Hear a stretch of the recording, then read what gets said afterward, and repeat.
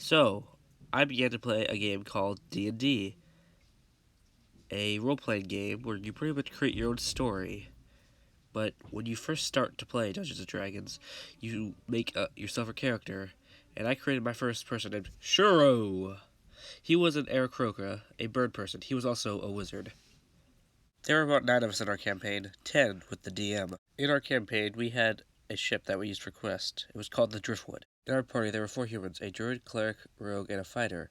Then there was a half-orc, 2 elves, and a tabaxi, a cat person. As for my character's backstory, it went a little something like this. I was a squire for our human fighter, Aaron, and that's all the party knew about me. But what they didn't know is that I secretly had a son.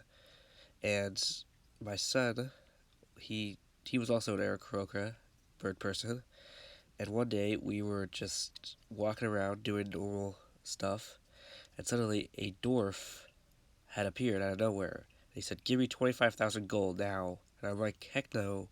And then he pulled out his sword, and he stole my soul.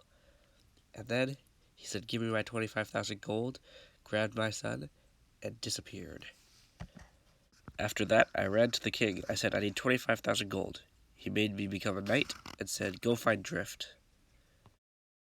After joining the crew of the Driftwood, I was tasked with protecting Deanna as we cleared out an old abandoned house on the outskirts of the town, Saltmarsh. After entering the house, there was only a pit in the ground, so me, Deanna the captain, and an elf jumped in. Complete darkness until our captain throws down a glowing orb, which makes thousands of bloodshot eyes open up across the wall. And suddenly, out of nowhere, a vampire appears, and he wants us to cast a spell on him that only I know to bring him back to life, but not exactly.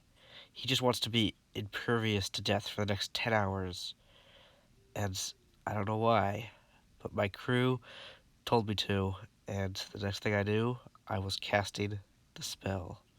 So that's the first video. I guess it went okay, and that's 3 hours of my life I'll never get back.